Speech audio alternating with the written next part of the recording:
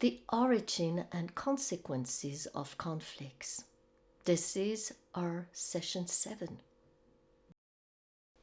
So what is the origin of conflicts?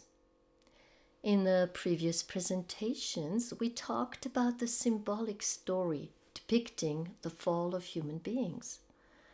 The 3 passages from the Bible, Judaism, and the Quran we'll be reading now give us some clue of the symbols of the story of Genesis.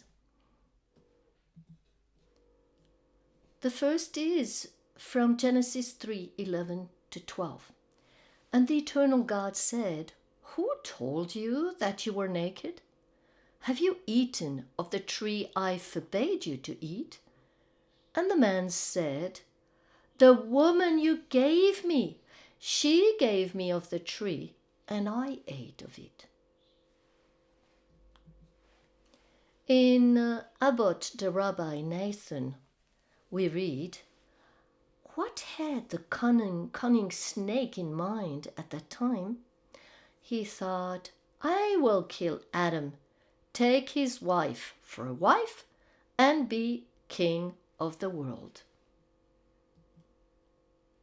And in the Quran we read, "O children of Adam, do not let Satan seduce you as he took your parents out of the garden, stripping them of their clothes to reveal their private parts." In these 3 passages we can find the topics of nakedness, private parts, seduction, adultery, power, and many other things that we can still observe in society nowadays. I will now give you the interpretation of the divine principle as explained by Sun Myung Moon. It will probably create a big surprise for most of you. Please take some time in the next few days to reflect on it. This passage from Jude draws a parallel between the behavior of the angels and that of the inhabitants of Sodom and Gomorrah, who were chasing after different flesh. It should be remembered that the men of these cities wanted to have sex with the angels invited in the house of Lot, Abraham's nephew. So from that passage, we understand that the crime of the angels is to have had sex with a different flesh, that of human beings. Now, these 2 passages from Genesis indicate that before the fall, human beings were not ashamed of their nakedness, and afterwards they felt ashamed and hid their lower parts. So we understand that the same crime provoked the fall of angels and human beings. It is illicit sexual. It can therefore be concluded from the different passages we read that our human ancestors committed an illicit sexual act together with the angel. The clues found in the 3 Abrahamic religions therefore match with the interpretation that the illicit sex created a fallen and corrupt humanity. Jesus' words that the devil is the father of mankind show that this world is under the dominion of evil, different from what would have been realized if the human ancestors had kept the only commandment given to them. So, what then is this commandment? From this perspective, the first human ancestors committed illicit sex. So what would have been rightful sex? What was the commandment after all? different from all the other creatures who naturally copulate when their bodies are mature. Human beings endowed with a divine spirit need to become not only physically but also spiritually mature, fulfilling their part of responsibility of abstaining from just following their sexual drive.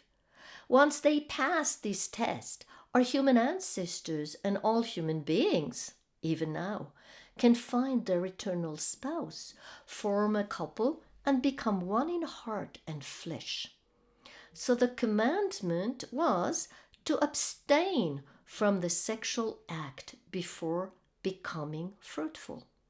After that, the commandment is not necessary any longer, as a perfectly mature human being is able to follow the conscience absolutely and remain faithful to his or her partner of life.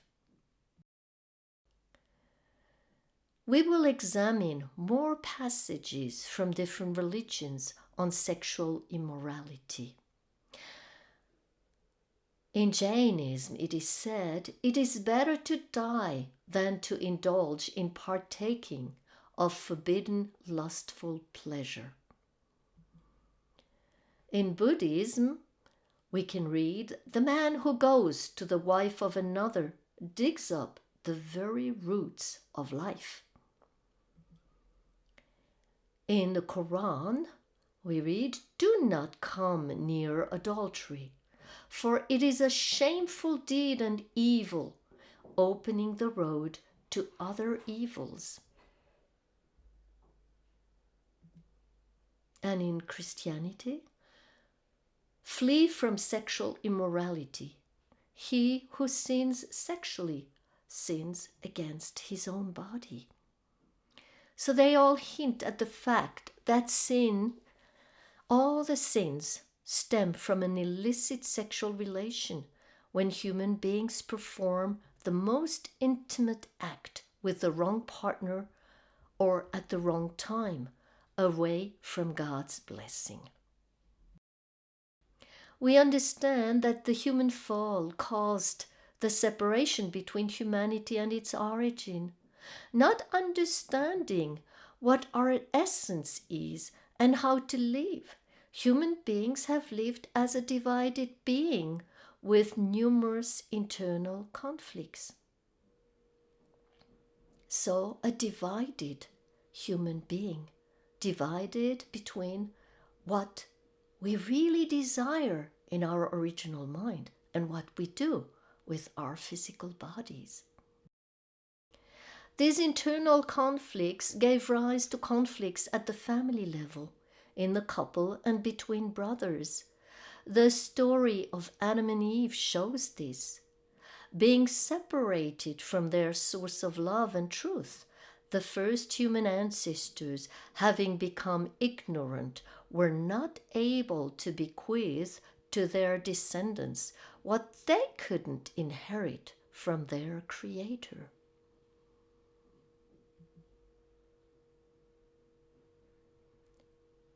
So husband and wife, brothers and brothers, brothers and sisters, sisters and sisters have experienced conflict all around the world.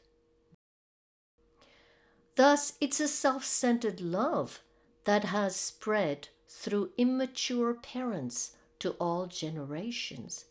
Human beings have adopted personal instead of universal viewpoints.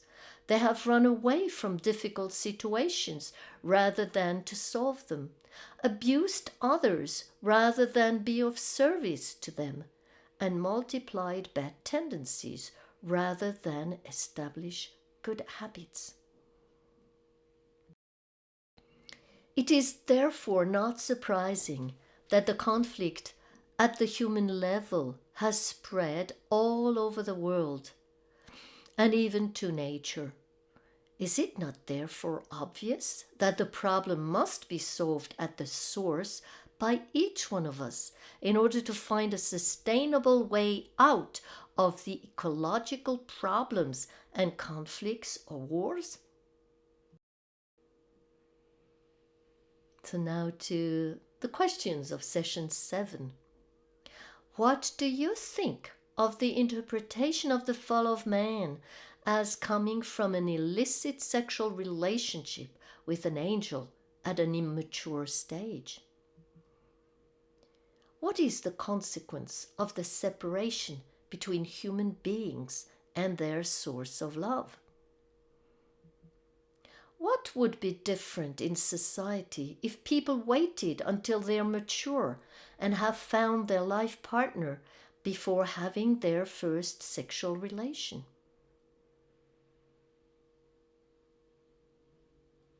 Please take a few minutes to reflect on these questions and write your answers, your personal answers to them.